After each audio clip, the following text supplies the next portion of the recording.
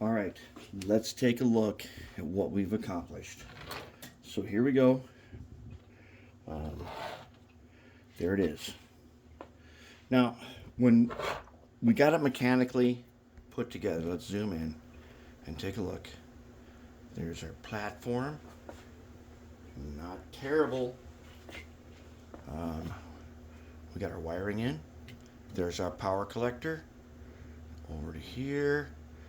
And we got to figure out to mount the motor. But here, I'm going to show you now. Let's zoom in on the problem. Let's see. Okay, take a look at that short shaft right there. If I can get this guy. See that short shaft? Well, we found out. Here's one of the new FK130 24 volt motors. Tested this on here, and even though it's a 24 volt motor, doesn't have the torque to turn that consistently. However, old face ripper here does turn it with no problem, and you need a lot of torque to turn this thing, because under normal circumstances you have a dual shaft motor like this in any diesel locomotive, which is turning and pushing two worm gears, and worm gears generally don't take a ton of force to push them, and this guy works great for that. This one here could do a DD40 with no problem, but this setup,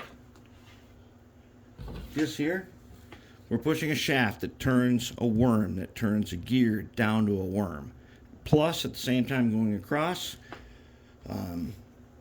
requiring extra, well, it requires twice as much torque to turn this as it does to turn this, which is another worm to a shaft, down to a worm to gears, which have running gear and stuff. And you need some torque to do that. And our face ripper here's got that torque. But now let's take a look how it fits. Okay, it'll fit right there. Now, will this work? I'm gonna have to do some shaving of stuff around here. Fortunately, this is our guy that doesn't have a top to it. We're going to scratch build some kind of superstructure, and it's not going to look like any steam locomotive anybody's ever seen. And with our silicone shaft and everything, we got a problem. And here's the problem. This hose, even if I cut it and get the most freshest, and I make sure that there's absolutely no grease, oil, or nothing on that shaft, it's got, you see that, how it's got a little keyed kind of thing, and it uses these shafts here, which look like that on the end. They are actually keyed to this. They are actually keyed. Let's zoom out here. Okay, so they're actually keyed so that they slip on here, and that flat spot there makes it so that you can transmit torque. Now, there's no chance of you reusing the original motor because it draws 2 amps. Can't do that. So what we have to do now is figure out a way, and look how short that thing is. We got to figure out a way to connect this motor to that shaft, because that's the motor that's got the torque. No, a 280 definitely has a torque, but it's a length 8. This is a length 6. Face Ripper is a length 6. It's got super torque, good to go. The 280 has got awesome torque. The Rev 1 has got awesome torque, but they are both dual shaft length 8s, and they're not going to work on that guy. And we got to find a way. We can't lengthen the shaft because you've got this guy right here. We cannot lengthen the shaft. That is a fixed length.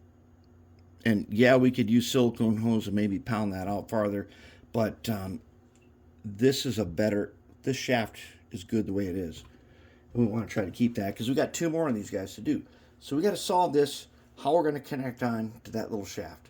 But I'm going to show you now. what we did, let's take a look at where we're at with power. All right, as you recall, we wired it up and we got some power, and there's our collector. So now let's get the multimeter. I've got the Tech 2 turned up to 12 volts. And I did figure out, in case I didn't already say this, I figured out why we were showing a negative sign on here. It's because I had the arrow on the power pack facing the wrong direction. All right, so let's hit our range here. Get her down to usable. Okay, now let's put you over here. No, what? So you can see, okay, we should have 13.5 volts, not a problem. Now, if I'm going to go ahead, I'm going to touch red to red and black to black over here.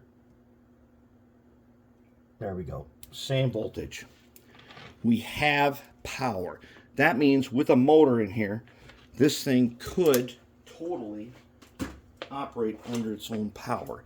And we checked our tender, and our tender brings power. We'll have extra power for this. It'll be good. All we got to do is solve this one problem right here. And that's our next task. So let's get to it.